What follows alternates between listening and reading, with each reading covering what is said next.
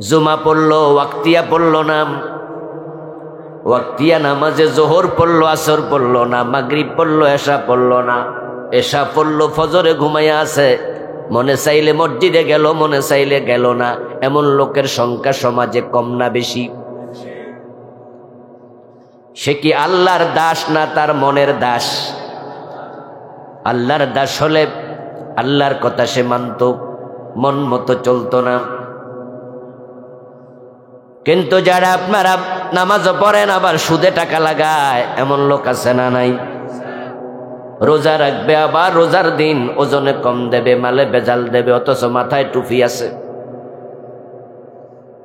এই যে আপনি মসজিদে আল্লাহর আদেশ মেনে গেলেন, আবার নফসের আদেশ মেনে লোভে পড়ে ওজনে কম দিলেন, আপনি আল্লাহর খাঁটি গোলাম না। মসজিদে কেন গেলা? মন চাইছে। আবার ওজনে কম কেন দিলা? মন চাইছে।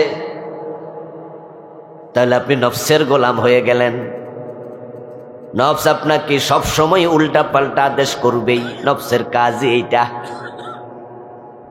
13 পারার প্রথম আয়াত, ইন্নান নাফসা লাম্মারাতুম বিসসু ইল্লা মা রাহিমা রাব্বি। নফস মোট তিন প্রকার। আল্লাহ 3 প্রকারের নফস বানিয়েছেন। একটার নাম আম্মারা, আরেকটার নাম লাওয়ামা, আরেকটার নাম মুতমাইন্নাহ। ওয়াজ কিছু বাড়ি নিয়েন, হুজুর কইছে ওয়াজ সব খালের এপারে রেখে যায় না।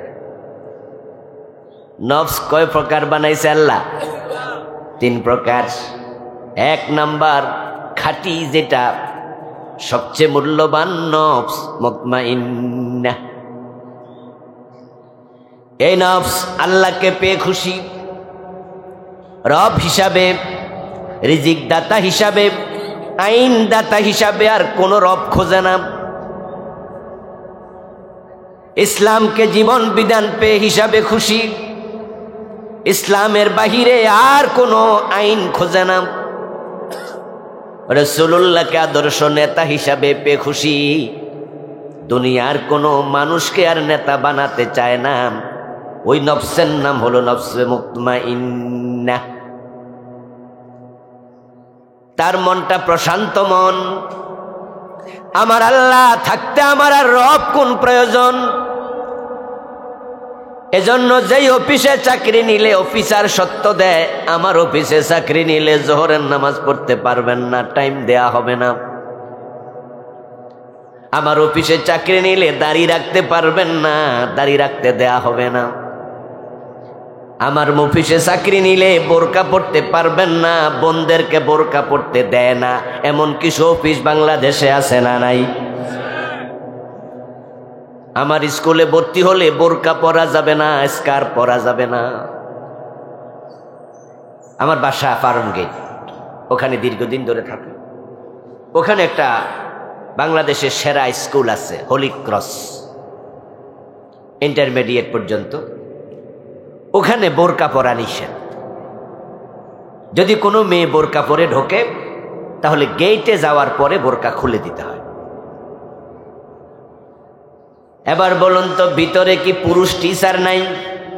তো বোরকা ছাড়া পুরুষ টিচারের সামনে যাওয়া কি জায়েজ? কিন্তু এটা তাদের কলেজের আইন। মুসলমানের দেশ কে কারে কইব? অথচ তাদের কারো ধর্মীয় অনুভূতিতে আঘাত দেওয়ার কোনো অধিকার নাই, ঠিক কিনা? কথা ছিল এমন আইন তুমি কেন করবা যে আইন করলে ধর্মীয় অনুভূতিতে আঘাত লাগে? আমার দোস্ত, এখন ওই স্কুলও তো মুসলমানের সন্তানরা সন্তান পড়াচ্ছে।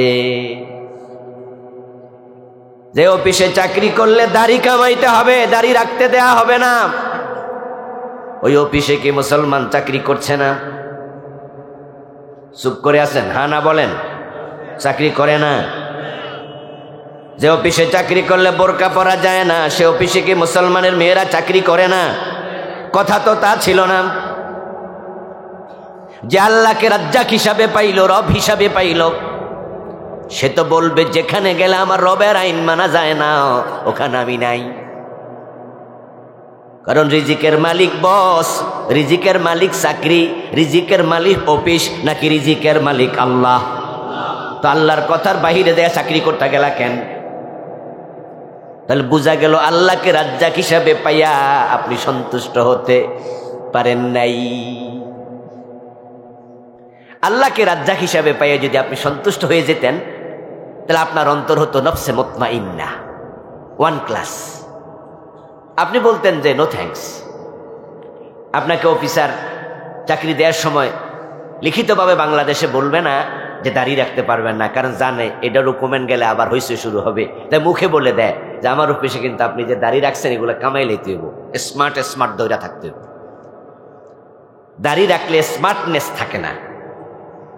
তাহলে রবীন্দ্রনাথ খুব একটা আনস্মার্ট লোক ছিল। ভারতের বর্তমান প্রধানমন্ত্রী কি নাম? নরেন্দ্র মোদী দাঁড়িয়ে আছে না? SmartLess, unsmart. যেই লোকগুলো আবার দাড়ির বিরুদ্ধে কথা বলে তারাই রবীন্দ্রনাথের পূজা করে। কই রবীন্দ্রনাথ ঠাকুরকে তো আনস্মার্ট বললা না, অথচ ওই বেটা তো মোসও কাটতো না, দাড়ি রাখছে এত লম্বা, মোসও রাখছে এত লম্বা, খাইতো যে কোন ছিদ্র দিয়ে আল্লাহ জানে।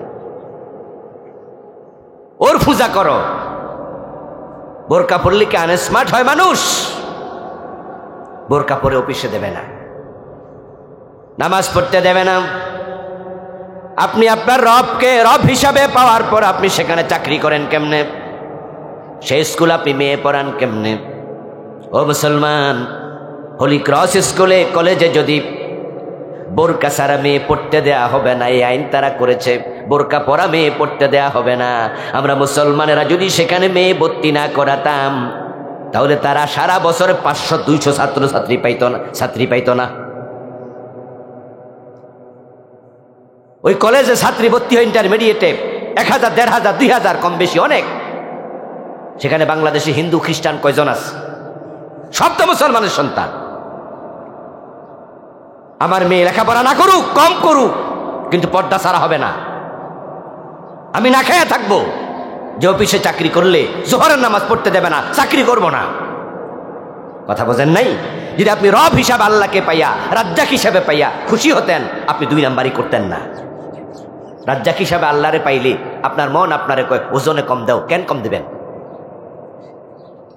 ওজনে কম দিলে হাসরের ময়দানে কড়াই গন্ডায় যে বেডারে ঠকাইছেন তাকে ফিরাই দেয়া লাগবে না? কি ভাবছেন আপনি? 1000 গ্রাম 1 কিলোগ্রাম হবে, 900 গ্রাম দিলেন, 100 গ্রাম কম দিলেন। যারে কম দিলেন সে কি আপনারে টাকা কম দিছে? হ্যাঁ না বলতে হবে তো। আপনি যে তার 100 গ্রাম কম দিলেন সে কি টাকা কম দিছে? তা আপনি টাকা বেশি নিলেন কেন?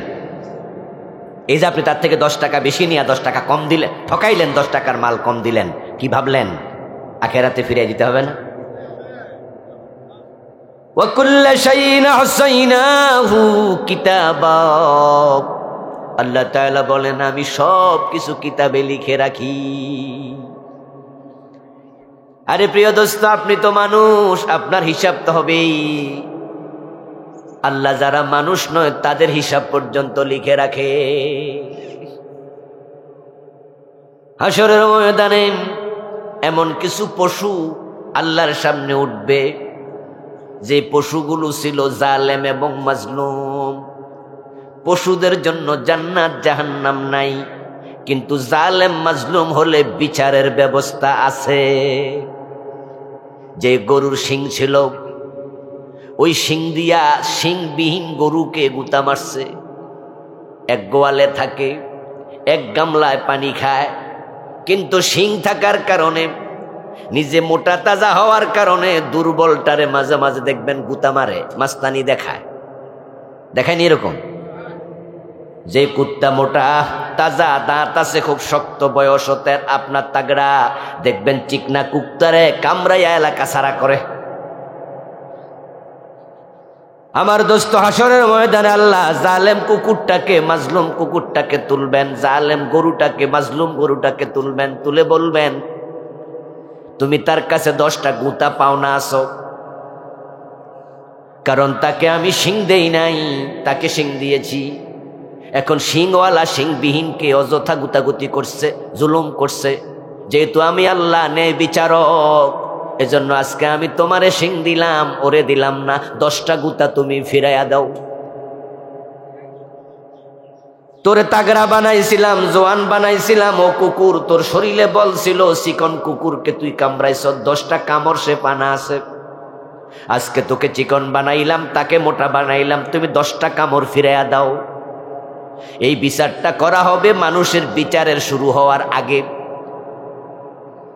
লোকজন দেখবে, তারপরে বিচার যখন শেষ, আল্লাহ তখন বলবো কুনু তুরাবা, এবার তোমরা জালেম মাজলুম পশু, তোমরা মাটি হয়ে যাও, মাটির সাথে মিশে যাও, কারণ তাদের জন্য জান্নাত জাহান্নাম নাই।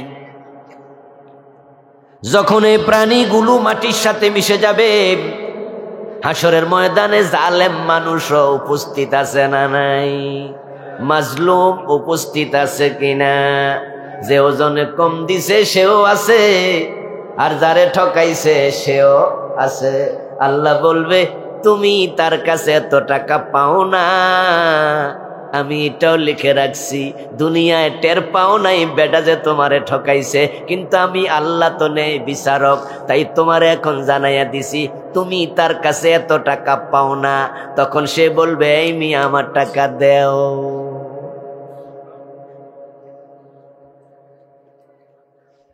এখন টাকা সাথে করে নিয়েন, মনে থাকবো তো? যারা এরকম কাজ করতেছেন তারা কিন্তু টাকা পয়সা লইয়েন, পোলাপান্ডে কইেন যে আমি মরলে আমার কবরের ভিতরে কিছু টাকা পয়সা দিও, কারণ না দিলে আমি দিমু করতে, ওই বেড়া তো আবার ধরবো। তা আপনাদের এলাকায় তো কবরে টাকা পয়সা দেওয়ার সিস্টেম আছে মনে আছে না? নাই তো দিবেন করতে তাহলে? এই হারামখোর, সুদখোর, ঘুষখোর প্রিয় ভাইটি, আপনাকে বলছি কার জন্য খান, হারাম কার জন্য খাচ্ছেন? আপনার সন্তান তো সেদিন আপনার প্রশ্নের জবাব দেবে না, সহযোগিতাও করবে না। যত অন্যায় সব আপনাকে একবারে পাই টু পাই হিসাবের মাধ্যমে দিতে হবে। দেবেন না? নাই, টাকা তো নাই। তাহলে ওই লোককে আল্লাহ বলবে এই টাকা দুনিয়ায় যদি গরিব মিসকিনকে সাদাকা করতা, যেই পরিমাণ সওয়াব তুমি পাইতা, ওই পরিমাণ সওয়াব তার আমলনামা থেকে আমি তোমাকে আজকে দিলাম।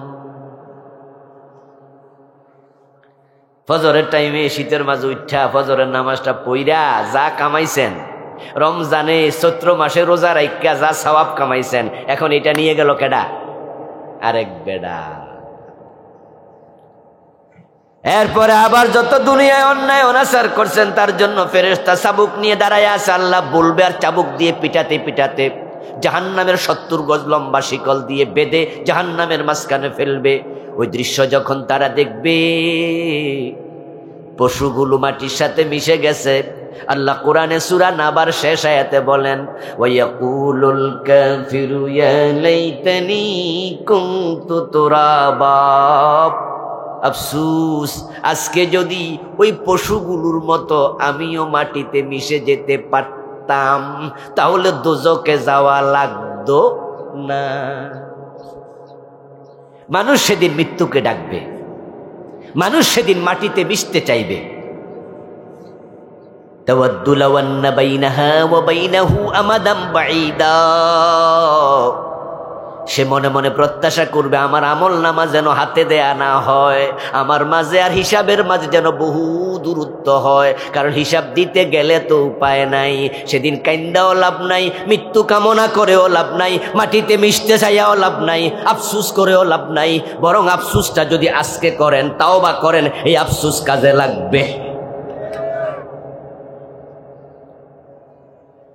যালিকাল ফাউজুল কাবীর, জান্নাত পাওয়াই হলো বড় সফলতা। 1000 কোটি টাকা আছে, বিঘা বিঘা জমিন আছে, বাড়ি আছে, গাড়ি আছে, সুন্দরী নারী আছে, দুনিয়ার ক্ষমতাটাও হাতে আছে, কিন্তু নিজের নামটা জান্নাতীদের তালিকায় নাই। আপনি ব্যর্থ মানুষ, আপনি ফেইল মানুষ, আপনি হতভাগা। আর থাকার জন্য ঘর নাই, খাওয়ার জন্য খাবার নাই, পরিধান করার জন্য ভালো কাপড় নাই, পরের জমিতে ভাড়া থাকে, পরের রিক্সা চালায়া জীবন চালায়। গরিব মানুষ কিন্তু নামাজ ছাড়ে না, রোজা ছাড়ে না, যতটুকু সামর্থ্য আছে ইবাদত করে, হারাম খায় না।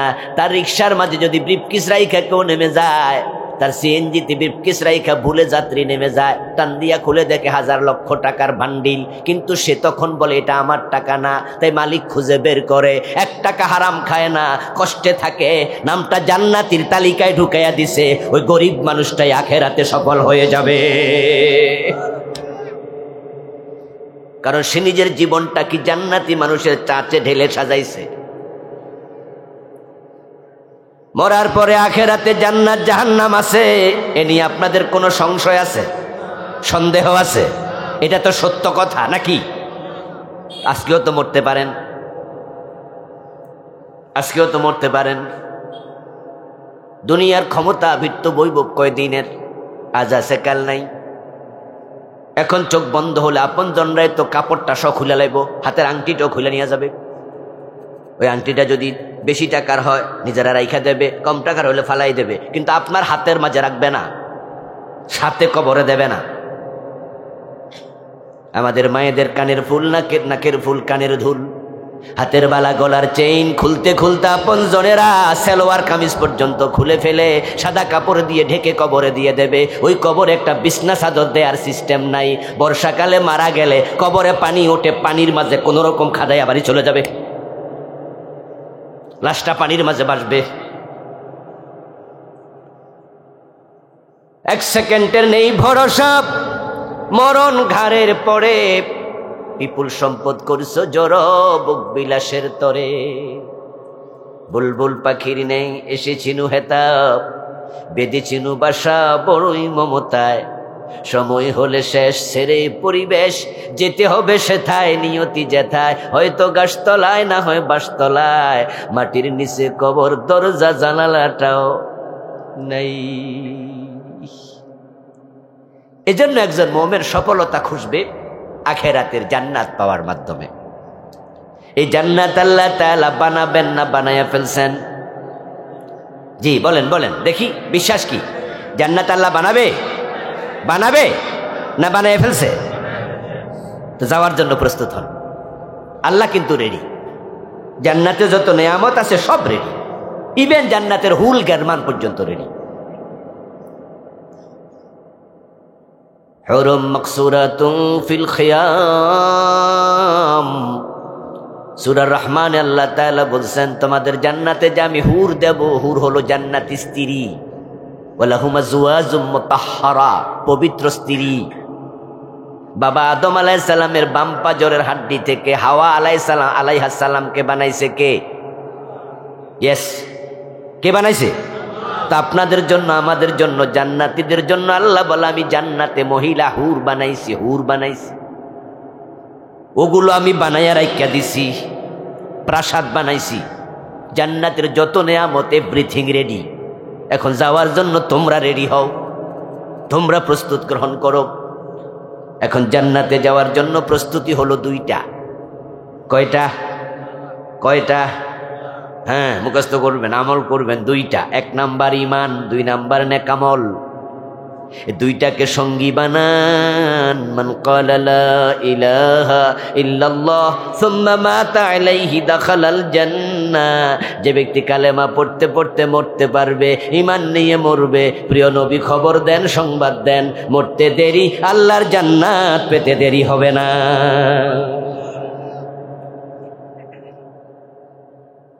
মোমেনদের রূহ রাখার জন্য একটা জায়গা আছে যার নাম ইল্লিন। যারা জান্নাতি তাদের রূহ রাখা হবে যেখানে, নাম হলো ইল্লিন। আর যারা জাহান্নামী কাফের তাদের রূহ রাখার জন্য আরেকটা জায়গা আছে যেটার নাম হলো সিজ্জিন।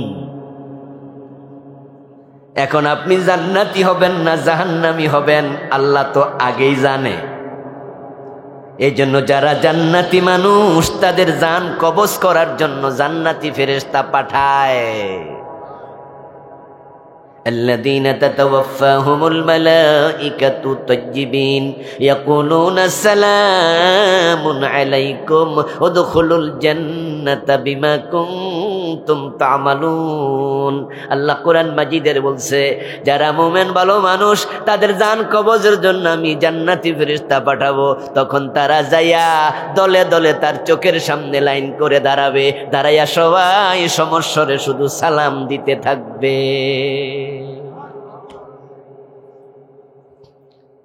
চেয়ারম্যান সাহেব যদি এখান দিয়ে হাইটা আসে, গাড়ি থেকে নাইমা ঢোকে, তাহলে আপনারা যারা আছেন ওনাকে চিনেন, সবাই কিন্তু সালাম দেবেন, মুসাফা করবেন।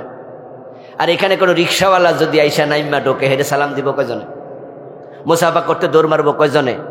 কারণ উনি ভিআইপি মানুষ, সে নন ভিআইপি। আর ভিআইপিদেরকে দুনিয়াতে এভাবে বরণ করার রীতি আছে।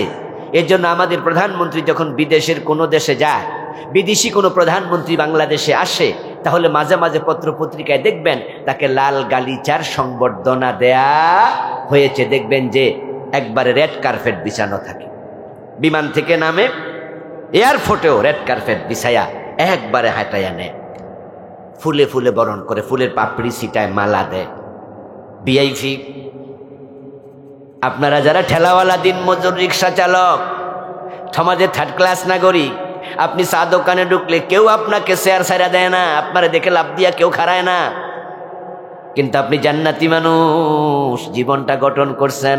আমার আল্লাহ জানে সমাজে থার্ড ক্লাস ছিল, অবহেলিত ছিল, তাই মরার সময় আল্লাহ ফেরেশতা পাঠায়া আপনারও রেড কার্পেটের সংবর্ধনা দেয়াবে। আল্লাহর কাছে আপনি ভিআইপি। আর ফেরাউন নমরুদ দুনিয়ায় কি ছিল? ভিআইপি, প্রেসিডেন্ট ছিল নি? ফেরাউন ছিল মিশরের প্রেসিডেন্ট, নমরুদ ছিল তামাম দুনিয়ার প্রেসিডেন্ট। তামাম পৃথিবীর প্রেসিডেন্ট ছিল 4 জন, 2 জন মুসলিম, 2 জন কাফের। মুসলিম 2 জন হযরত সুলাইমান, আরেকজন যুলকারনাইন আলাইহিমাস সালাম। কাফের ছিল 2 জন, একজন নমরুদ আর একজন বখতেনসর। নমরুদ দুনিয়ার প্রেসিডেন্ট, ফেরাউন মিশরের প্রেসিডেন্ট, কিন্তু আল্লাহর কাছে ভিআইপি না ঘৃণিত। লোকগুলো কথা কয় না কেন আমি বুঝি না। কি বাড়ি থেকে আসতে বউ মানা করছে নাকি কথা কইতে? তো যেটা জানেন সেটা কবেন তো। আল্লাহর কাছে ফেরাউন কি সম্মানিত না ঘৃণিত? ভিআইপি না, নিকৃষ্ট মানুষ। এখন আমি আপনার পজিশন নির্ধারণ করতে কথাগুলো বলছি যে আল্লাহর কাছে আপনার অবস্থান কি। আপনি কি মুতমাইন্না নাকি লাওয়ামা নাকি আম্মারা? নিজেরে খুঁজবেন। আপনি কি মানুষকে ঠকান নাকি ঠকান না? কারো সম্পদ পেলে ডানে বামে তাকায়া পকেটে ঢুকান নাকি ঢুকান না? আপনি নিজেকে কোন মানে নিয়েছেন? রাস্তায় 1000 টাকার নোট পড়ে আছে আপনার সামনে, আপনি দেখছেন, আপনার মন আপনাকে কি বলে? তাড়াতাড়ি পকেটে ঢুকা, নাকি আপনার মন আপনাকে বলে পরের টাকা নিবি কেন? মন যদি বলে না পরের টাকা নেওয়া যাবে না, আপনার মনটা একটা ভালো মন, এ নফসের নাম মুতমাইন্না। সামনে লক্ষ টাকার সুযোগ আছে, হারাম খায় না এমন অফিসার বাংলাদেশে আছে 2-4 জন। হ্যাঁ, আপনি গোশ খান না, আমি আবুল কালাম আজাদ, আমি 1 টাকাও গোশ খাই না। তো আমার কানে কানে একজন যদি জিগায়, হুজুর গোশ আপনারে দেয় কেডা? আমি কই না, কেউ দেয়ও না। তো যারে দেয় না হে খাই নাই, কথার কোনো দাম নাই। আপনি যদি কোন আমার বউ বোয়াল মাছ খাই না, তা আপনি জিগাইলেন যে বোয়াল মাছ কিনছেন নি? কই না, কোনোদিন কিনিও নাই। তো খায় না, এটা বুঝলেন কেমনে? কই নেয় না তো, পায় না তো। তো পায় না তো খায় না, এটা কোষের দাম। যে অফিসারের সামনে টিওনো, ডিসি, এসপি, সচিব, যাদের সিগনেচারে প্রজেক্ট পাস হয়, 1000 কোটি টাকার প্রজেক্ট, যে অফিসার সবচেয়ে বড়, যার কথায় পাস হবে, যিনি সাইন না করলে পাস হবে না। কন্ট্রাক্টরেরা, বড় বড় লোকেরা ওনার কাছে লাখ লাখ কোটি কোটি টাকার অফার নেয়, স্যার আপনি 5% আমার দিয়ে দেন। 100 কোটি টাকায় যদি 5% হয় 5 কোটি, 1000 কোটি টাকায় 5% হলে আবার কত হবে হিসাব করেন। ও বেটা শুধু সিগনেচার করবে আর কিছু না, তার অ্যাকাউন্টে টাকা চলে যাবে। স্যার অ্যাকাউন্ট আপনি নাম্বার যেটা দেন হিডার দিমু, বইয়েরটা দেন, ফোলারটা দেন, আপনারটা না দেন, শুধু একটা সাইন করে দেন। যে প্রজেক্ট উনার হাতে, ওই প্রজেক্ট উনি সাইন তো করতেই হবে। তো সাইন তো উনি করবে, না করলে তো প্রজেক্ট পাস হবে না। আচ্ছা, যে সাইন করলে পরে আমি 1000 কোটি টাকার মাঝে 200 কোটি 100 কোটি আমি পেয়ে যাব, 50 কোটি আমি পেয়ে যাব, তো টাকা ছাড়া সাইন একজনটা করে আমার লাভটা কি হলো? কিন্তু ব্যাপার হলো, আপনার হাতে যখন রাষ্ট্রীয় কোনো জিনিস দায়িত্ব দেয়া হবে, তখন এটা আমানত। আপনি যেখানে সিগনেচার করবেন, আপনার যে চেয়ারে বসাইছে, এই চেয়ারে বসার কারণে, কাজ করার কারণে সরকার কি আপনার বেতন দেয় না? তো বেতনের বাহির ওইটা কি? হারাম, ঘোষ। এই জাতীয় প্রজেক্টের অফিসার আছে যার এক সিগনেচারে কোটি টাকা আসে, কিন্তু 1 টাকাও হারাম খায় না, এমন অফিসারও 2-4 জন আছে। এগুলো হলো উত্তম নফসওয়ালা। আমাদের কুমিল্লার এক এসপির কাছে আমি এক প্রয়োজনে গেছিলাম, এখন তিনি পুলিশের ডিআইজি। ওনার কাছে গিয়ে আমি বললাম যে স্যার, আমার ব্যাপারে আপনি একটু অমুক জায়গায় একটু ফোন দিতে হবে। ঢাকার একটি অফিসে তিনি থাকেন, যদিও এসপি র্যাঙ্কের, কিন্তু তিনি জেলায় কাজ করেন না। নাম এসপি অমুক, এর আগে ছিলেন, জেলায় ছিলেন।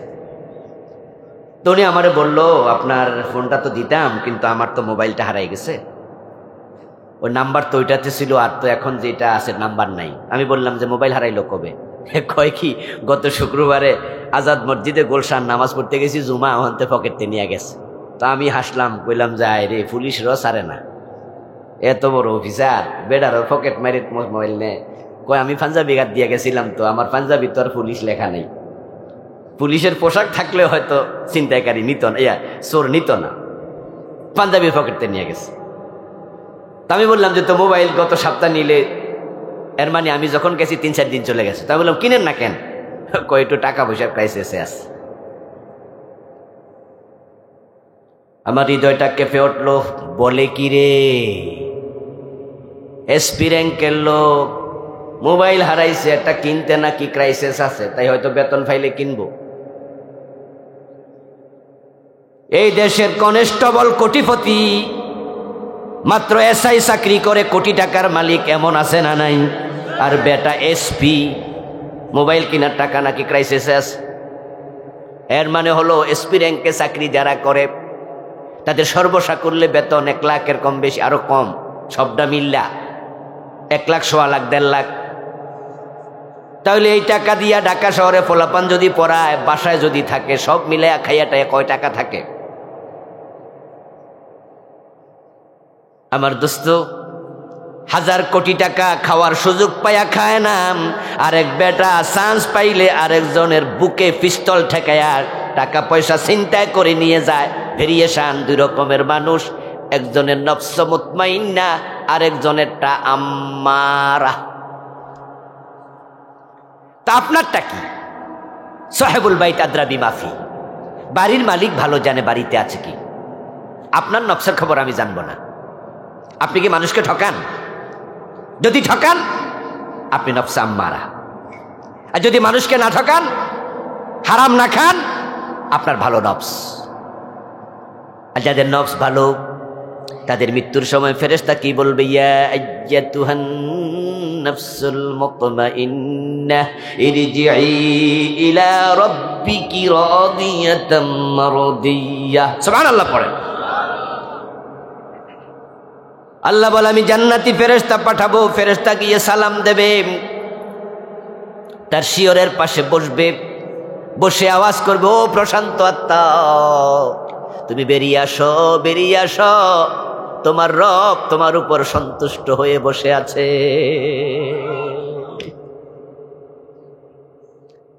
আরে মানুষ, আপনি কি করছেন রাতের আধারে? কেউ না জানুক, একজনে জানে, তিনি কে? অপরাধ আপনি করছেন। আপনার জন্য আল্লাহ কি জান্নাতের ফেরেশতা পাঠাবে না জাহান্নামের পাঠাবে? তিনি তো আগেই জানে, কারণ 24 বছর, 30 বছর, 60 বছর, 100 বছর আপনি তার চোখের সামনে ছিলেন। এই জন্য কি ফেরেশতা পাঠান লাগবে, লাঠিওয়ালা না ফুলওয়ালা, তিনি এটা জানে। দুনিয়া চোর চুরি করতে ডানে বামে তাকায়, কেউ দেখে লেলুনি, হ্যাঁ, সামনেও তাকায়, কেউ নাই, কেউ নাই, পিছনে না নাই, ডান দিকে নাই, বাম দিকে নাই। এবার তাড়াতাড়ি পকেটে নিয়ে কয় যাক বাচ্চা গেলাম, কিন্তু ভুলে গেছে আসমান থেকে একজন দেখতেছে, ওদিকে তাকাইতে ভুলে গেছে। মানুষ যদি ওদিকে তাকাইতে জানতো তাহলে তার দ্বারা অন্যায় সম্ভব হতো না। যদি করে ফেলতো মানুষ হিসাবে, সে আবার বলতো রাব্বানা যালামনা আনফুসানা, আল্লাহ কইরা লাইছে আমারে মাফ করে দাও। ও প্রিয় ভাই, জান্নাতি জীবন গঠন করুন, কারণ আপনার জান্নাত, আপনার জাহান্নাম আপনার জুতার পিতা, আপনার পায়ের যত নিকটে জান্নাত জাহান্নাম আরো নিকটে। হ্যাঁ মাশাআল্লাহ। এই যে হুজুর হাদিস এবারত বলতেছে, আমি বাংলাটা শুনেছি, হুজুর আরবিটা কইছে।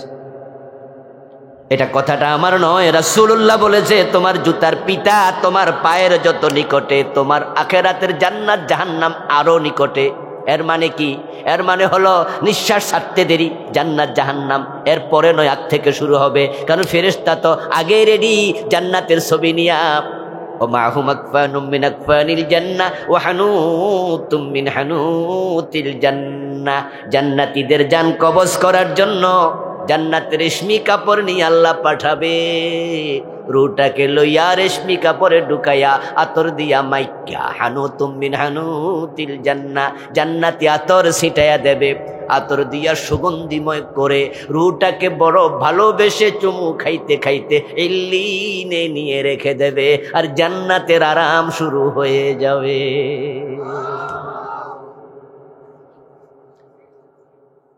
সুবহানাল্লাহ তো কইলেন, এবার উল্টাটা শোনেন। যদি লোকটা 2 নাম্বার হয়, নামাজে ঘাটতি, রোজায় ঘাটতি, হারাম খায়, মানুষ ঠকায়, 2 নাম্বার। ওয়ালাউ তারাব ইয ইয়াতাওয়াফাল্লাযীনা কাফারুল মালাঈকাতু ইয়াদরিবুনা উজুহাহুম ওয়া আদবারাহুম ওয়া যুকু আযাবাল হারীক। আল্লাহ তাআলা কোরআনে বলছেন, যারা কাফের, যারা পাপিষ্ঠ, ফাজের, পুজ্জার, তাদের জান কবজ করার আগে আমি ফেরেশতা পাঠাই জাহান্নামের, বলি জাহান্নামের আগুনের তৈরি চাবুক হাতে নিয়ে যা। আগের ফেরেশতা আইছিল রেশমি কাপড় লইয়া, আতর লইয়া, ফুল লইয়া, সালাম লইয়া, আর এখন কি লইয়া আইতাছে? জাহান্নামের চাবুক। চাবুক নিয়ে আসে, আগুনের তৈরি চাবুক।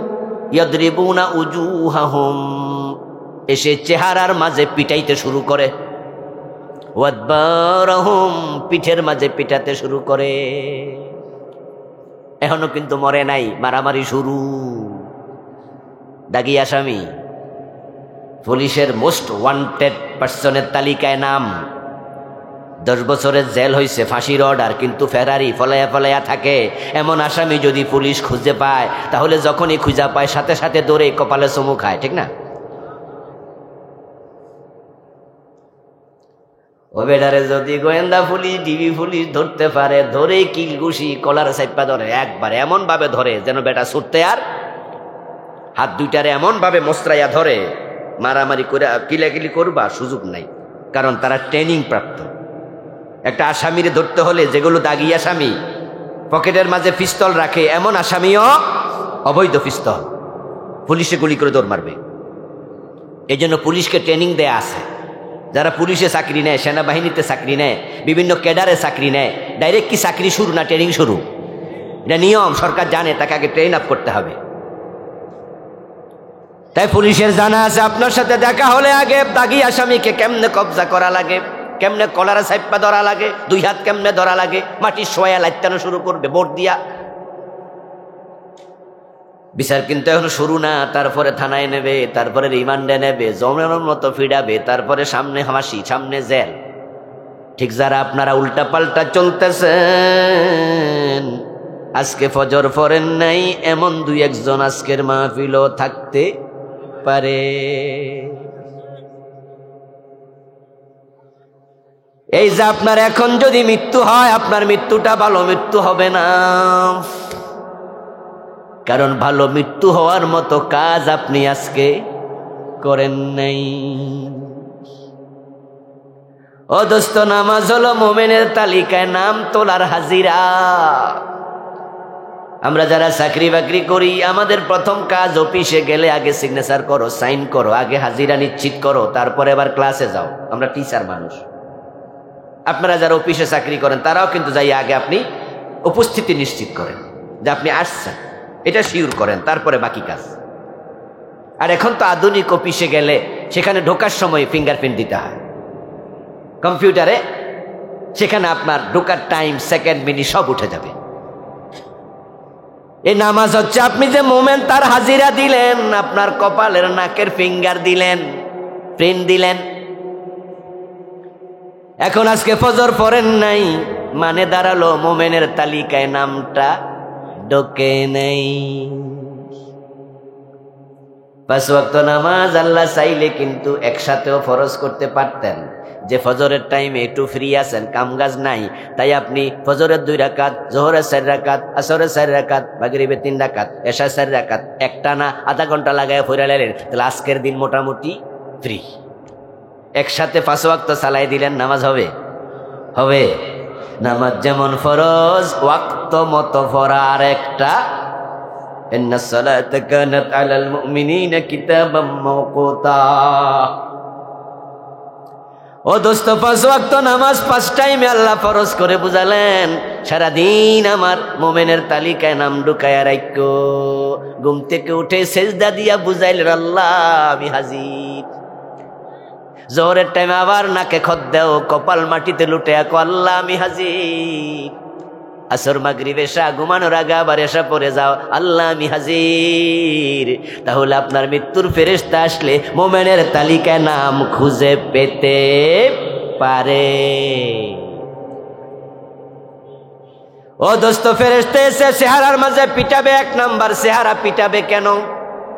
ইয়াদরিবুনা উজুহাহুম, ওয়াজহুনের বহু বচন উজুহ। চেহারার মাঝে পিটানোর কারণ হলো মানুষ যত গুনাহ করে সবচেয়ে বেশি করে তার মুখ দিয়ে। হারাম খায় কি দিয়া? মিথ্যা বলে কি দিয়ে? কথা বলেন। গীবত করে কি দিয়ে? কোর্টে দাঁড়াইয়া মিথ্যা সাক্ষী দেয়, এমন লোক আছে না নাই? কত বড় বড় হুজুরের বিরুদ্ধে পর্যন্ত মিথ্যা সাক্ষী দিস, আলেমদের বিরুদ্ধে দিস, কিছু টাকা দিছে মিথ্যা সাক্ষী দিয়ে দিছে, বেড়ারা ফাঁসাই দিস। এই জাতীয় মিথ্যা সাক্ষী দিয়ে পরের জমি দখল করে এরকম জালেম সাক্ষী আপনাদের এলাকায় আছে না নাই? কিছু টাকা দিলে মিছা কথা কয়ে এলায় আদালতে দাঁড়ায় কয়, মাননীয় আদালত যা বলিব সত্য বলিব কইয়াই মিছা কথাটা শুরু করে দেয়। কত বড় জালেম দেখেন, কয় যাহা বলিব সত্য বলিব, এই কথা শেষ করে মিছা কথাটা শুরু করে। অপেক্ষা করো তুমি, তোমার রব তোমার প্রতিটা কথা লিখে রাখে। মা ইয়ালফিযু মিন কাওলিন ইল্লা লাদাইহি রাকীবুন আতীদ। মুখ থেকে বের হওয়া ছোট কথা পাশের জন শুনে নাই, এটাও রেকর্ড হয়ে গেছে। আল্লাহ হিসাব বড় জটিল। কান্দের মাঝে একটা ক্যামেরা ঢুকাইয়া দিস, পুরা জীবনে যা করবেন, আপনার চুপ থাকা, আপনার কথা বলা, আপনার নড়াচড়া, আপনার কাজ, আপনার চলন বলন, কথন লিখন, শয়ন জাগরণ, এভরিথিং 24 ঘন্টা রেকর্ড হয়। ওই ক্যামেরাটা আছে গর্দানের ভিতরে। আজকে সিসি ক্যামেরা বিভিন্ন অফিসে আছে, বাড়িতে আছে, 24 ঘন্টা রেকর্ড চলছে। সিসি ক্যামেরা রেকর্ড কি বন্ধ হয় নাকি? সারাক্ষণ চলমান থাকে। আরে সিসি ক্যামেরার সামনে যদি মশা মাছিও যায়, এটাও রেকর্ড হয়ে যায়। তো দুনিয়ার মানুষের যদি এত যোগ্যতা, এত পাওয়ার ক্যামেরা বানানোর, আমার আল্লাহর পাওয়ার কম না বেশি? ওয়াকুল্লা ইনসানিন আলজামনাহু তায়রাহু ফি উনুকিহি। আমি গর্দানের ভিতরে ক্যামেরা ঢুকাইয়া দিছি। ঘরের দরজা বন্ধ কইরা মোবাইলের মাঝে যারা পর্নো ভিডিও দেখো, এই যুবক, দরজা বন্ধ কইরা মা বাবারে ফাঁকি দিয়া কম্পিউটারে বাজে সিনেমা দেখো, কি ভাবছো মা বাবা দেখে নাই? বাইসা গেছ? তোমার ক্যামেরা গর্দানে আছে, সেখানে রেকর্ড হচ্ছে কি করছো। সাবধান! আখেরাতে ঈমান না থাকলে কোনো কথা নাই, আপনার জন্য আমার ওয়াজ না। আর যার আখেরাতে ঈমান আছে সে সাবধানে চলতে হবে। নফসে লাওয়ামা, দ্বিতীয় নফস অপরাধ হবে, হওয়ার পরে তাকে তিরস্কার করবে, বলবে তাওবা কর, তাওবা কর, তাওবা কর। অপরাধ হয়ে যাবে। তার নফস এক নাম্বার না, সে মাঝে মাঝে ঠেলায় পইরা, নফসের তাকাজায় পইরা অন্যায় করে ফেলবে। কিন্তু নফস তাকে আবার বলবে কামটা ঠিক হয় নাই, কামটা ঠিক হয় নাই। এটা হলো দ্বিতীয়। আর যেটা নিকৃষ্ট নফস, অন্যায় করতে থাকবে, অন্যায় নিয়ে কোনো টেনশনও নাই। সারাদিন অফিসে গোশ খায়, এই যে গোশ খাইতেছে এটা যে গুনাহ হে বোঝেই না। বরং কেউ যদি যাইয়া কয় স্যার আমি গরিব মানুষ, আমি গোশ দিতে পারবো না, কথা হইলে সরেন পরে আইয়েন, কয় স্যার এটা কি কন, মিয়া বোঝেন নি, এসে আইতে কয় লাখ গোশ দিছি, এ চাকরি পাইতে 30 লাখ দিছি, তারপরে এই জায়গাতে যেন পোস্টিং হয় আরো 10 লাখ দিছি, 40 লাখ, তো বেতন পাই কত, তো এগুলো তুলমুকি দিয়া। এই জন্য আপনার এসব কান্নাকাটির কোনো দাম নাই, সরেন গোসা নেন। তা আপনি বললেন স্যার আমি কিন্তু উপরে বিচার দিমু, কার কাছে দিবেন, হিয়ানো 5% দেই, সব কি আমি একা খাই নাকি? ওই বেটা আপনারে যুক্তি দিয়া বুঝাইয়া দেবে ও গোশ যে খায় এটা তার কোনো দোষ না, হে গোশ খাইতেছে কারণ 40 লাখ দিছে, এটা তুলতাছে, এই গোশ খাওয়া তার অধিকার। তার মন তাকে এটা বুঝাইছে যে তুমি 30 লাখ টাকা দিয়া চাকরি নিছ, 10 লাখ টাকা দিয়া ভালো জায়গায় পোস্টিং পাইছ, 40 লাখ তোলা এটা তোমার অধিকার, তো গোশ তুমি খাও, এটা কোনো অন্যায় না। তার মন তারে বুঝাইছে এটা যে অন্যায়, গোশ খাওয়া হারাম, তা চিন্তাতে নাই। এই জন্য এই বেটার কাছে আপনি জান যে মসজিদে আমাদের কিছু টাকা লাগবে, মসজিদে সিমেন্ট লাগবে, বাড়ি লাগবে, কজান আমি 1 টন রডের দাম কত, 1 টন কয় যে এখন 94-95 হাজার, কজান 1 লাখ দিয়া দিলাম। আর মনে মনে কয় দেখছো নি গোশ খাই গুনাহ হয়েছে, মসজিদে টাকা দিছি সওয়াব হয়েছে, গুনাহ আর সওয়াব কাটাকাটি, মাঝখান দিয়ে আমি কোটিপতি। তার মন তাকে বলছে, তার মন তাকে ভুল বুঝাইছে। আমার দোস্ত আপনি বলুন তো 30 লাখ টাকা দিয়ে চাকরি নিছে, ঘোষ দিয়া চাকরি নেওয়া জায়েজ না হারাম? পরে যে 10 লাখ দিয়া পোস্টিং করছে, এটা এই ঘোষ আবার দিছে, জায়েজ না হারাম? 3 নম্বরে ঘোষ খাইতেছে, এটা জায়েজ না হারাম? তো ঘোষ দেওয়া হারাম, ঘোষ খাওয়া হারাম। আর তার মন তারে বুঝাইছে না না ঘোষ খাও, অসুবিধা নাই, তুমি তো আগে এটা দিয়া নিছো, এটা তোমার অধিকার। ফজরের নামাজ কাজা হয়ে গেছে, আপনি হারে সারাদিন আফসোস করতেছেন, কি হলো এটা, সূর্য উঠে গেল, তারপরে আজকে টের পাইলাম না, নামাজ পড়লাম হারে টাইম মতো পড়তে পারলাম না, মনটাই খারাপ সারাদিন। আল্লাহ আস্তাগফিরুল্লাহ, আমারে মাফ করো আল্লাহ, কি হলো আজকে ফজরের টাইমটা কি হলো? এ হলো আপনার অবস্থা। আবার আরেকজন ফজরের টাইমে জরুরি কারণে তার বাড়ি যাই দরজা টোকা দিছেন, সূর্য ওঠার 20-30 মিনিট আগে আপনি তার বাজার বাড়িতে গেছেন, মেম্বার সাহেব অথবা এলাকার একজন নেতা মানুষ, উনারা যায় বলছেন যে ভাই আমার একটু জরুরি কাজ আছে। উনি ঘুম থেকে ওইটা চোখ ডুলতে ডুলতে কয় বেডা আর টাইম পাইলি না, আজকে সকালটাই বরবাদ করে দিলি, ঘুমটাই ভাঙ্গা দিলি। অফিসে যাইয়া পরে 10টা বাজে তার কলিগদের কাছে কয় যে আহারে ভাই আজকে দিনটাই মারি, সকালে ঘুমাইতে পারি না, এক বেড়া জ্বালা। ফজরের টাইমে কেন উঠলো তাই তার মন খারাপ, আরেকজন কেন জাগতে পারলো না তাই তার মন খারাপ। বুঝতে হবে দুইজনের হৃদয়, দুইজনের নফস এক নফস না। আল্লাহ সৃষ্টির মাঝে ভেরিয়েশন দেখবেন, বাসের সিটের পিছনে বইয়া বিড়ি টানতেছে, আর আপনি সামনের সিটে কোন রকম দুর্গন্ধ নাকে আইলে আপনার বমি আইতেছে, এত দুর্গন্ধ, বিড়ি খায় কেডারে, আপনি সহ্য করতে পারেন না সিগারেটের গন্ধ। আরেক বেডা এটা এমন মহাব্বত করে টয়লেটে বসেও টানে, টয়লেটে বসে বিড়ি খায়, এমন ঘটনা কি বাংলাদেশে নাই? আমি খোঁজ নিছি, কারণ কি কয় যে ক্লিয়ার হয় বালা। কই কি রে, যেখানে টয়লেট পাবলিক টয়লেটে তো দুর্গন্ধ এমনি বইন যায় না, আর আমি নর্মাল টয়লেটে যাইতেই পারি না, এই জন্য মাহফিলে গেল আগে খবর নেই, যেখানে বসবো এই ওয়াশরুম ঠিক আছে কয় হ্যাঁ। আর মাঝে মাঝে রাস্তায় ফেঁসে পড়লে তো যাওয়া লাগে বিভিন্ন সিএনজি স্টেশনে, ওগুলোতে গেলে দুর্গন্ধ কত, কিন্তু আমি তাকাইয়া দেখি যে সিগারেটের 25% দেখা যায়, এর মানে বেড়া হিয়ানে বই টানছে। রুচি কি? নফস আপনাকে উল্টা পাল্টা বুঝাবে। এখন এবার বলুন তো, ওই নফসকে ঠিক করার জন্য আল্লাহর কোরআনের কাছে যাওয়া দরকার আছে না নাই? এজন্য আল্লাহ কোরআন পাঠাইছে, কিতাবুন আনজালনাহু ইলাইকা লিতুখরিজান নাসা মিনাজ যুলুমাতি ইলান নূর। জান্নাতে যাওয়ার জন্য দুটি শর্ত, একটা ঈমান আর একটা আমল। এখন ঈমান নিয়ে মরবেন, জান্নাত কনফার্ম, সাথে আমল থাকলে হবে। আমল কারো কম থাকবে, কারো বেশি থাকবে, কিন্তু ঈমান সবার জন্য একরকম। আমলে হেরফের হবে। আবু বকরের আমল ওমরের আমল একরকম না, আবার ওমরের যা আমল ওসমানের তা না, ইমাম আবু হানিফার যা ইমাম বুখারীর তা না, ইমাম বুখারীর যা আপনার আমার। কিন্তু ঈমান সবার একরকম। লা ইলাহা ইল্লাল্লাহ মুহাম্মাদুর, এইটা একরকম হওয়া লাগবে, এটা খুব একরকম হওয়া লাগবে, সাবধান। এখন বাংলাদেশের মানুষ ঈমানে পেছ লাগাইয়া দিচ্ছে। কত মানুষ আছে নামাজ পড়ে কিন্তু ঈমানটাই নাই। কারণ মসজিদে গিয়ে আল্লাহরে সেজদা দেয়, আবার মাজারে যাইয়া পীরের পায়ে সেজদা দেয়, এমন নামাজিও আছে না নাই? পীরের পায়ে সেজদা দেয় এরকম ঘটনা কি পাকন্দিয়া কি আছে নি? কিছু আছে, আছে, নাউজুবিল্লাহ নাউজুবিল্লাহ, খুব সাবধান। মাজারে সেজদা দেয়, শাহজালাল রহমতুল্লাহ আলাই, শাহপরান রহমতুল্লাহ আলাই, এমন আল্লাহর প্রিয় বান্দাদের মাজারে যায় পর্যন্ত সেজদা দেয়। আমার চোখ সাক্ষী, শাহপরানের মাজার আমি সেজদা দেখেছি। আর মাইনুদ্দিন চিশতি রহমতুল্লাহ আলাইয়ের ইন্ডিয়াতে গেলে তো হিয়ানা খাজা বাবার কাছে আর অভাব নাই শিরিকের। কারণ বাংলাদেশ থেকে খাজা বাবার কাছে কি কি চাওয়া লাগবে অনেকে লেখকেও নিয়ে যায়। কারণ সে শুনেছে কেউ ফিরে না খালি হাতে, খাজা তোমার।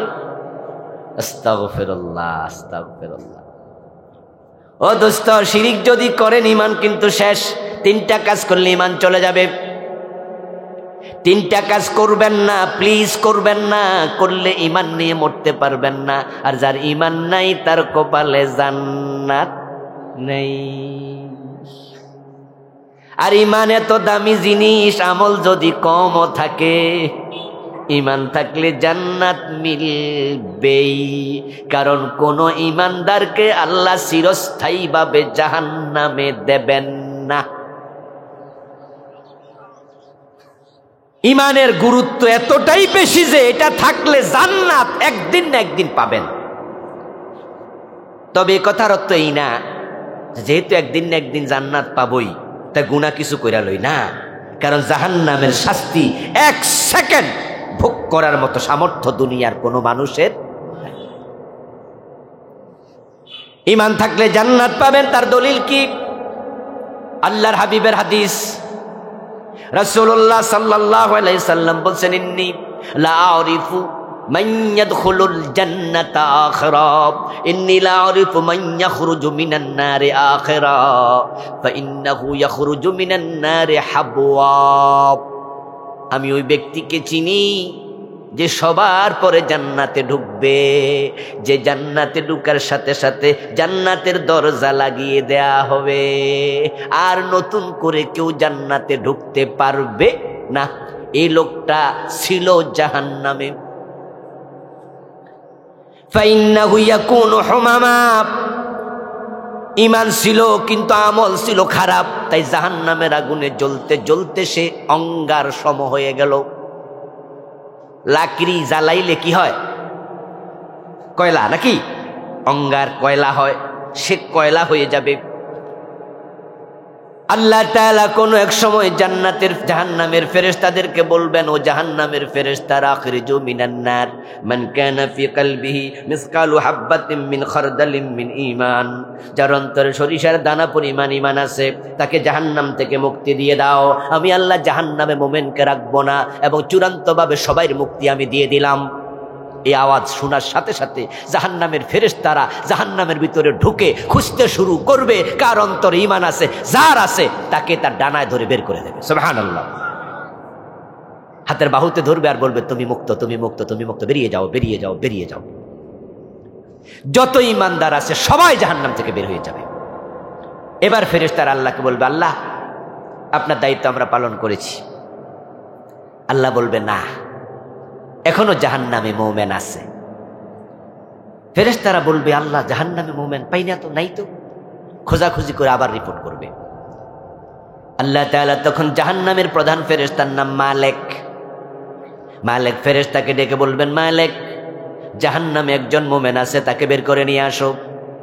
মালিক ফেরেশতা জাহান্নামে যাবে, খুঁজে এসে বলবে, আল্লাহ আমি তো পাই না, কোনো মোমেন জাহান্নামে নাই, সব কাফের। আল্লাহ বলবে, মালিক জাহান্নামের দিকে কান পেতে শোনো। মালিক ফেরেশতা কান পাতবে, আওয়াজ আসবে, সুবহান কুদ্দুসুন রব্বুনা ওয়া রব্বুল মালাইকাতি ওয়ার রূহ। আল্লাহ বলবে, শোনো, এই লোক জাহান্নামের আগুনেও আমারে রাব্বুনা বলে আমার পবিত্রতা ঘোষণা করছে। এই ফেরেশতা, মালিক যাও যাও যাও, তাকে তুমি বের করে নিয়ে আস। মালিক ফেরেশতা যাবে, গিয়ে দেখবে আওয়াজটা আসতেছে এমন এক জায়গা থেকে যেখানে আওয়াজ আছে, মানুষ নাই। আওয়াজ আছে, এদিকে তাকান না, ওইদিকে কি, তাহলে তো মনোযোগ থাকবে না। আওয়াজ আছে, মানুষ নাই। দেখবে সেখানে জাহান্নামের কিছু কীটপতঙ্গ পড়ে আছে, আগুন ধাউ ধাউ করে তো জ্বলছেই। কীটপতঙ্গগুলো সরাবে, সরিয়ে তারপরে তাকে বের করবে। দেখবে কীটপতঙ্গের নিচে আগুনের ভিতরে অঙ্গার সম, কয়লা সম একজন পড়ে আছে, যার মুখ থেকে তাসবিহ বের হচ্ছে এবং তার সেজদার জায়গা কপাল জাহান্নামের আগুন খায় নাই, ওটা বাকি আছে। এবার ফেরেশতা মালিক তারা টান দিয়ে তুলবে, তুলে বসাবে, বসায় বলবে, আল্লাহ তাআলা তোমাকে জাহান্নাম থেকে মুক্তি দিয়েছে, তুমি জাহান্নাম থেকে বের হও। কিন্তু লোকটা বের হতে পারবে না। জাহান্নামের আগুনে জ্বলতে জ্বলতে এতটাই শীর্ণকায়, জীর্ণ হয়েছে যে, ক্ষীণকায়, দুর্বল হয়েছে যে বের হওয়ার মতো শক্তি নাই। রাসূল বলে, ইয়াখরুজু মিনান নারে হাবওয়া। সে তার নিতম্বের উপরে, ব্যাকসাইডের উপরে ভর দিয়া ক্রলিং করতে থাকবে। ছোট বাচ্চারা ছোটকালে হাঁটার আগে যে হামাগুড়ি শিখে, ওরকম করে ক্রলিং করবে। ক্রলিং করতে করতে জাহান্নাম থেকে বের হবে। এবার সে জান্নাতে ঢুকবে। প্রিয় নবী বলেন, লাস্ট যে জান্নাতে ঢুকলো সবার পরে আল্লাহ তাকেও জান্নাতে দুনিয়ার সমান 10টা দুনিয়া জায়গা দিয়ে দেবে। এই হাদিস দিয়ে প্রমাণ হয়, হাদিস সহিহ মুসলিমে আসছে, এই হাদিস দিয়ে প্রমাণ হয় জান্নাতে মানুষ ঈমান থাকলে একদিন না একদিন ঢুকবেই। তাহলে এবার ঈমানটা শক্ত করে লালন করতে হবে, কারণ 3টা কাজ করলে ঈমানটা চলে যায়। 1 নাম্বার কুফর, 2 নাম্বার শিরিক, 3 নাম্বার নেফাক। এই 3টা জিনিস থেকে বেঁচে থাকবেন, ইনশাআল্লাহ আপনি ঈমান নিয়ে মরবেন। এটা জান্নাতে যাওয়ার জন্য আল্লাহর দেয়া প্রথম শর্ত। নবীর বাবা ঈমান নাই, জান্নাত পাবে না, যেমন আজর, ইব্রাহিম নবীর বাবা ঈমান নাই। নবীর ছেলে ঈমান নাই, জান্নাত পাবে না, যেমন কেনাআন, বাবার নাম কি? নূহ আলাইহিস সালাম। নবীর বউ ঈমান নাই, জান্নাত পাবে না, লূত আলাইহিস সালাম। নবীর আপন চাচা আবু তালেব, যিনি প্রিয় নবীকে 42টা বছর কোলে পিঠে করে আগলাইয়া রাখছে, 42 বছর। রাসূলুল্লাহর বয়স যখন 8, তখন চাচা আবু তালেব উনাকে কোলে নেয়, বুকে জড়ায় আনে। কারণ জন্মের আগে বাবা নাই, 5 বছর বয়সে মা নাই, 8 বছর বয়সে দাদা নাই। বয়স 8 যখন, তখন চাচার কোলে আশ্রয় নিলেন। রাসূলের বয়স যখন 50, তখন চাচা আবু তালেব মারা যায়। 42টা বছর বাতিজাকে আগলাইয়া রাখছে। কিন্তু আবু তালেব চিরস্থায়ী জাহান্নামী, কারণ তার ঈমান নাই।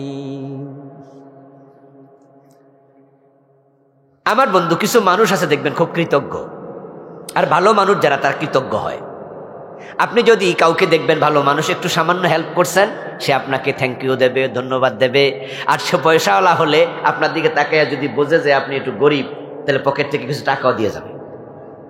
এবং যদি আপনি এমন লোকের হেল্প করেন, একটা সমস্যা পড়ছে আমাদের চেয়ারম্যান সাহেব, যদি আপনি উনাকে একটু হেল্প করেন, উনি কিন্তু আপনার প্রতি বিশেষ নজর দেবে। গেলে বলবে যে আসো, এই আরে একটু সামনে দেন।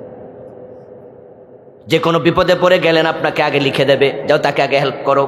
এটা কৃতজ্ঞ মানুষের অভ্যাস।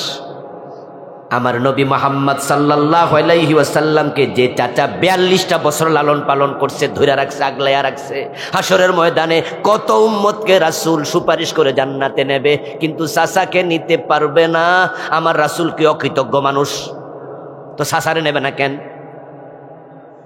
কারণ চাইলেও পারবে না, যার ঈমান নাই। হে নবীর বাবা হইয়াও লাভ নাই। বরং হাদিসে পাওয়া যায় ইলকা ইব্রাহিম আবাহু আযার আলাইহি কাতারাতুন গাবারা। হাশরের ময়দানে আল্লাহ তাআলার জাহান্নামের ফেরেশতারা ইব্রাহিম নবীর বাবা আজরকে হাতে পায়ে শিকল বেঁধে গলার মাঝে ডান্ডা বেরি লাগাইয়া টানতে টানতে জাহান্নামের দিকে নিতে থাকবে। গায়ের মাঝে ধুলিবালি ভরা, টানছে হেসরাইছে, ধুলাবালিতে ভরে গেছে। সামনে গিয়া হঠাৎ করে ইব্রাহিমের সাথে সাক্ষাৎ হবে। ইব্রাহিম আলাইহিস সালাম বাবারে দেখবেন, বাবা আজকে আসামি। আর ইব্রাহিম আলাইহিস সালাম জান্নাতের পোশাক পরে অত্যন্ত দারুণ সম্মানের জায়গায় বসা। বাবারে দেখে ইব্রাহিম নবী কথা বলতে শুরু করবেন, আলাম আকুল্লাকা আল্লা তাসিনি। ও বাবা, আপনাকে দুনিয়ায় থাকতে আমি কি বলিনি? আমি নবী, আমার কথা শোনেন, অবাধ্য হইয়েন না। লিমা তা'বুদু মা লা ইয়াসমাউ ওয়া লা ইউবসিরু ওয়া লা ইউগনি আনকা শাইআ। আমি কি বলিনি বাবা? এমন মূর্তি পূজা কেন করো যার চোখ আছে দেখে না, কান আছে শোনে না? এই মূর্তি তোমার কোনো কাজে লাগবে না। ইয়া আবাতি ইন্নী আরাকা ওয়া কওমাকা ফি দালালিন মুবিন। আমি কি বলিনি আপনি এবং আপনার জাতি পথভ্রষ্ট? ওয়াত্তাকুল্লাহা ওয়া আতিউন। আমি কি বলিনি আল্লাহকে ভয় করুন? আমি নবী, আমার কথা শুনুন। কেন শুনলেন না? শুনলে তো আজকে এই দশা হতো। ইব্রাহিম আলাইহিস সালাম যখন এই কথাটা শেষ করবেন, সাথে সাথে আজর সন্তানের কথার জবাব দেবেন। আজর জবাব দেবে আলিয়াউমা লা আসিক। প্রিয় নবীর হাদিস শোনাচ্ছি। আজর বলবে, বাবা ইব্রাহিম, কলিজার টুকরা সন্তান, শোনো, আজকে ওয়াদা দিলাম তোমার অবাধ্য হব না। যা বলতেছ বলো, এখনই করবো। কোনো লাভ আছে? ওদিন কোনো কাম হইব? আর ইব্রাহিম নবী জানে এখন শূন্য তো লাভ নাই। দাঁত থাকতে দাঁতের মর্ম বোঝো, দাঁত ফইরা গেলে লাভ আর হবে না। ইব্রাহিম জানে এখন তার বাবার এই কথার কোনো দাম নাই। তাই ইব্রাহিম আলাইহিস সালাম বাবার সাথে কথা বন্ধ করে দেবেন। বাবার সাথে কথোপকথন বন্ধ করে আল্লাহর সাথে কথা বলা শুরু করবেন। সুবহানাল্লাহ পড়েন। ইব্রাহিম নবী বলবেন, ইয়া রব্বি ইন্নাকা কাদ ওয়া'আদতানি আল্লা তুখজিনি ইয়াওমা ইউবআসুন ফাইয়ুল খিজই আখযা মিন আবিল আবাদি। ইব্রাহিম আলাইহিস সালাম বলবেন, ও আমার রব, দুনিয়া থাকতে আপনি তো আমার ওয়াদা দিছেন আখিরাতে আমারে শর্মিন্দা করবেন না। এখন তো আমার বাবার হাতে পায়ে শিকল, ফেরেশতারা টানতেছে জাহান্নামের দিকে, আমার তো শরম লাগে। তো আপনি না বলছেন আমারে শরম দেবেন না, তাহলে এটা কি হইল? মানে বুঝাইয়া দিলে আমার বাবারে ছাইরা দেন। আল্লাহ আরো বেশি বুঝে, ইব্রাহিম চালাকি কইরা বাবারে মুক্তি করতে চাও বুঝি? ডাইরেক্ট কও না, ছাইরা দেন, কারণ আমি তো মুশরিকেরে ছাড়ি না, তুমি জানো। এবার আল্লাহ তাআলা বলবেন, উনজুর মা তাহতা রিজলাইক, তাকে দেখো তো তোমার পায়ের তলায় কি। ইব্রাহিম নবী বুঝা গেল আকাশের দিকে, তুলে কথা বলবেন চোখ।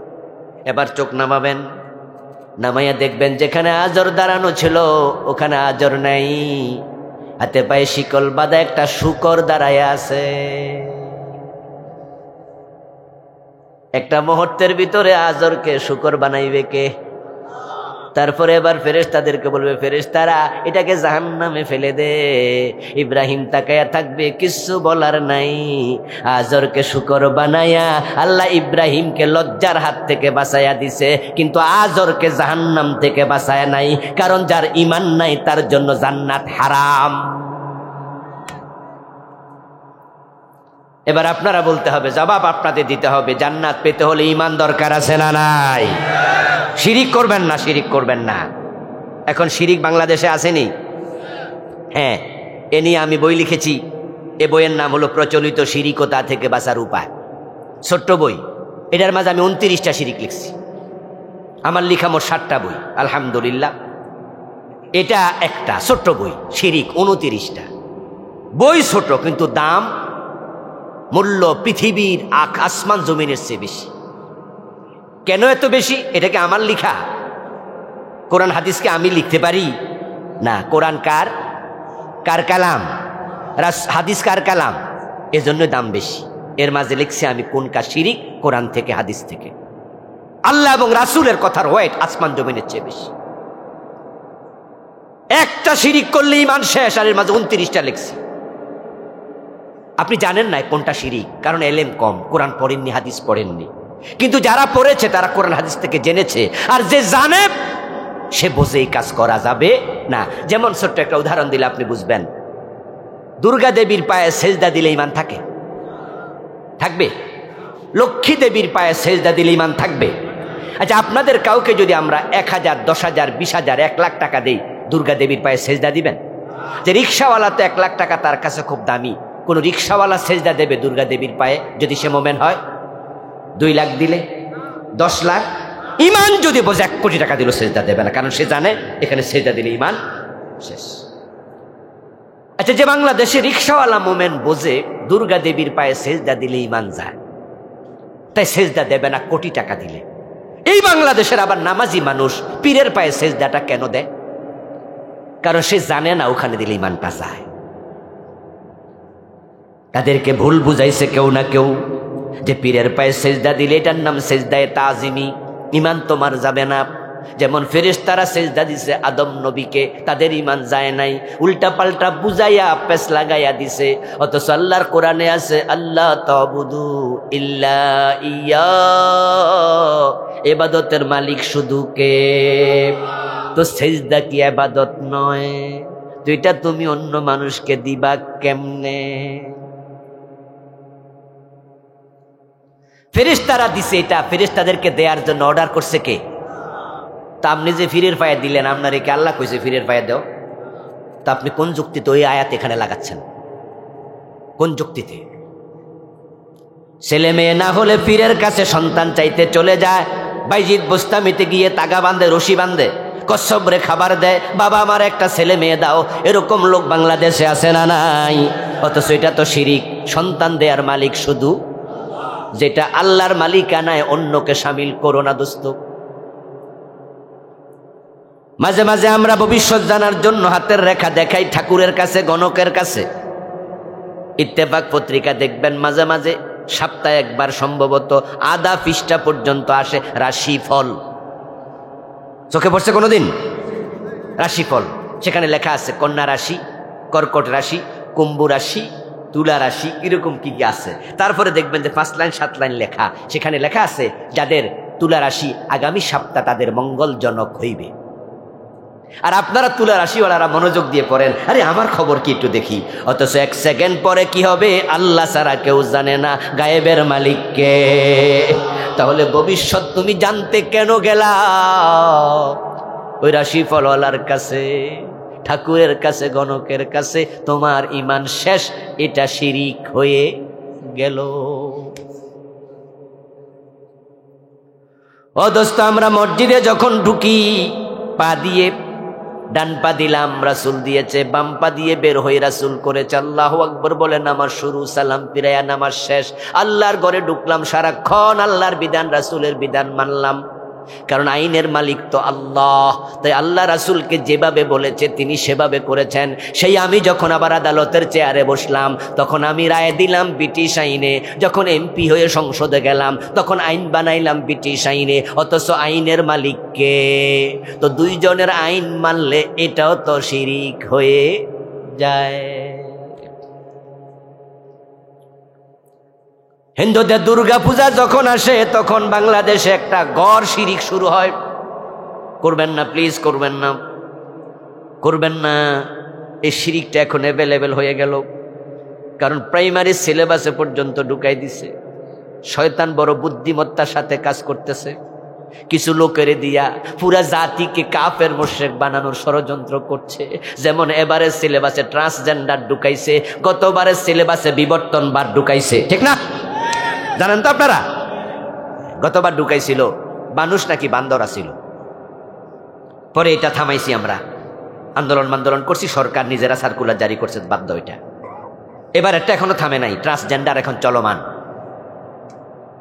আমার দোস্ত, কুফর শিরিক ঢুকছে সিলেবাসে। যে স্লোগানটা ঢুকছে বাংলাদেশে গড়ে, সেটা হলো ধর্ম যার যার, উৎসব সবার আল্লাহর কসম এ বিশ্বাস করবা ঈমান শেষ। কারণ তোমার বানানো স্লোগান আল্লাহর কোরআন বিরোধী। কোরআনে আছে লাকুম দীনুকুম ওয়ালিয়া দীন। বাংলা অর্থ হলো তোমার ধর্ম তোমার, আমার ধর্ম আমার। এটা এক না, আলাদা। তো হিন্দুরা দুর্গা পূজা করুক, এটা তাদের উৎসব। আমরা কোরবানে গরু জবাই করব, এটা আমাদের উৎসব। স্লোগান হবে ধর্ম যার, উৎসব তার। কিন্তু ছোট ছোট বাচ্চাদের মাথার মাঝে ঢুকাইছে না না অসুবিধা নাই, হিন্দুদের দুর্গা পূজা গেলে অসুবিধা নাই। মুসলমানের সন্তানেরা দুর্গা পূজায় মণ্ডপে চলে যায়, এমন আছে কিনা? লাইন দৌড়াতে দল দল বাইন্দা যায়। ওদের মূর্তির সামনে যে ওরা হালুয়া রুটি দেয়, বাতাসা দেয়, কলা দেয়, এগুলো কাইরা কাইরা খাইয়া লাই, মজা কইরা কইরা খায়। অথচ কোন প্রসাদ যখন মূর্তির সামনে চলে যাবে তখন এটা মূর্তির নামে উৎসর্গকৃত, খাওয়া হারাম। ও দোস্ত, নির্বাচন যখন আছে, আমাদের কিছু কিছু নেতা আছে বোঝা না ইমান আমল, বোঝা না এলেম কম। এলেম কম থাকবে না কেন? সিলেবাসে তো কোরআন নাই, থাকলে না বুঝতো, শিখায় নাই তো। ডাক্তার হয়েছে, ইঞ্জিনিয়ার হয়েছে, প্রফেসর হয়েছে, কিন্তু আল্লাহর কোরআনটা দেখে দেখে পড়তে পারে না, এমন কিছু লোক আছে না নাই? কারণ তার সিলেবাসে আল্লাহর কোরআন। এখন ওই নেতা মাইক হাতে পাইয়া বলতেছে পাবলিক রে, জনগণ সকল ক্ষমতার উৎস। এটা তো আরেক শিরিক। কারণ সকল ক্ষমতার উৎসকে আন্নাল কুওয়াতা লিল্লাহি জামিয়া, সব ক্ষমতা আল্লাহর হাতে। কুলিল্লাহুম্মা মালিকাল মুলকি তুতিল মুলকা মান তাশা। এই গত নির্বাচনের আগে আপনাদের নান্দাইলে এক প্রোগ্রাম এমপি সাহেব আসলেন, এই নির্বাচনের 10-12 দিন আগে। আমার খুব ভালো লাগলো, যদিও তিনি আবার নাকি পাশ করেন নাই, আমি খোঁজ নিয়েছিলাম। তহিন ভাই আমার সাথে খুব ভালো সম্পর্ক ছিল। অনেক প্রোগ্রাম আমি গেলে শুনলে আমাদের রেনু ভাই যেমন আমাকে খুব আপন মনে করে, আমিও ভাইকে খুব আপন মনে করি। তো সারা দেশে কিছু কিছু জায়গায় আছে আমার অনেকে আলহামদুলিল্লাহ ভালোবাসে, যেমন আপনারাও ভালোবাসেন, যার কারণে দিনের বেলা এখানে মাঠ ভরে গেছে। অনেক বেলা রাতের বেলা এত মানুষ হয় না অনেক জায়গায়। তুহিন ভাই মাইক হাতে নিয়ে বলল, হুজুরকে বসায় আমি কোনো বক্তৃতা দেবো না। 1-1.5 মিনিট দিলেন। তিনি বললেন যে আমি এমপি ছিলাম, আগামীবার যদি আল্লাহ আমারে আবার ক্ষমতা দেয় আমি সেবা করব, আপনারা দোয়া করবেন, আমার পক্ষে থাকবেন, সাপোর্ট করবেন। আমার আল্লাহ যদি দেয়। আমি বলছি ভাই এটাই ঈমান। কারণ ক্ষমতা পাবলিকের হাতে না, ক্ষমতা কার হাতে? কুলিল্লাহুম্মা মালিকাল মুলক। ও নবী আপনি বলেন, ও জগতের মালিক, তুতিল মুলকা মান তাশা, তুমি যাকে চাও তাকে ক্ষমতা দাও। তা আপনি যে বইতে লিখে দিলেন জনগণ সকল ক্ষমতার উৎস, আল্লাহ রাগ করবে না? আল্লাহ বলবে না যে আমি তাহলে কি? আপনি পীরের কাছে সন্তান চান, আল্লাহ রাগ করবে না? আল্লাহকে আমি সন্তান দেই। শিরিকগুলো চিহ্নিত করবেন, বুঝবেন। 29টা শিরিক লিখছি, বইটা নিবেন যাওয়ার সময়। কুফর করবেন না। কুফর নিয়ে আলাদা আরেকটা বই লিখছি, ইমান কুফর ও নেফাক, এটাও এখানে আছে। বাংলাদেশে চলমান 56টা লিখছি।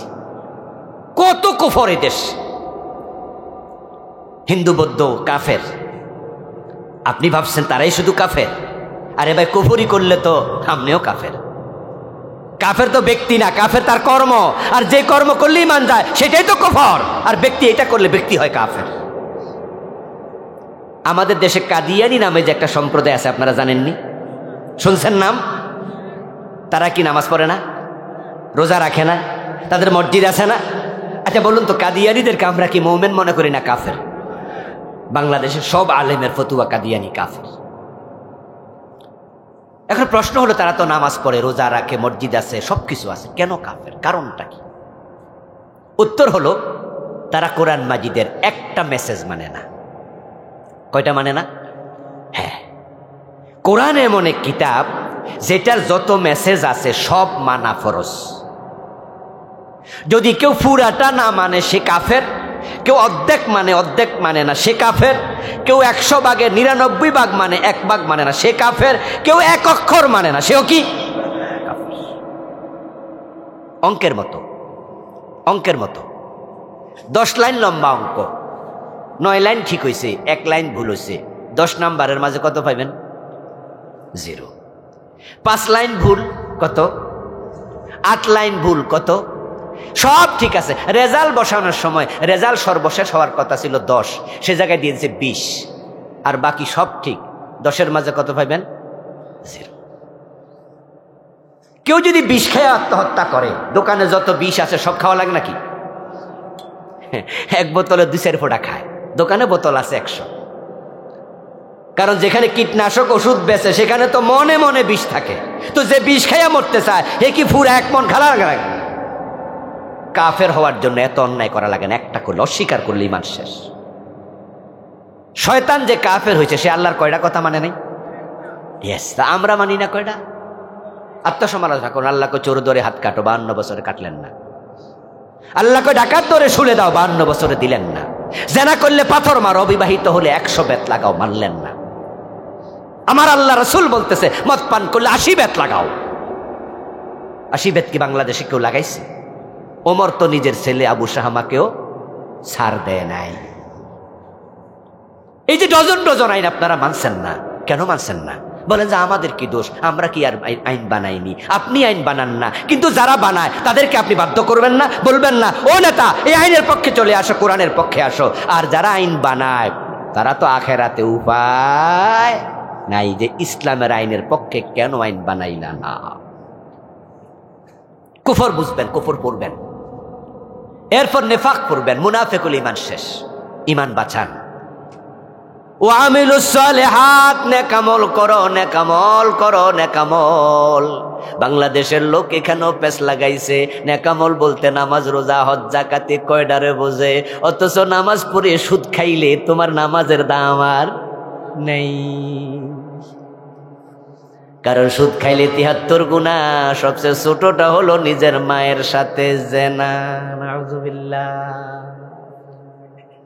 1 টাকা সুদ খেলে 36 বার জেনার গুনাহ, 100 টাকা সুদ খেলে 36 বার জেনার গুনাহ, 1000 টাকা সুদ খেলে 36,000 বার জেনার গুনাহ। মানা কালা দিরহাম রিবা ওয়া হুয়া ইয়ালামু আন্নাহু আশাদ্দু মিন 36 জিনা।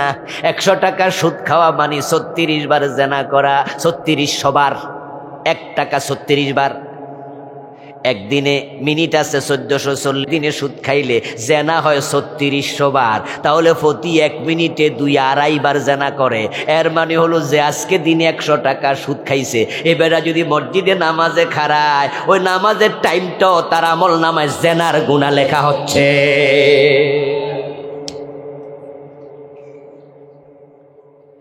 অথচ সুদে টাকা লাগাইছে এমন 2-4 জন আজকের মাহফিলেও আছে।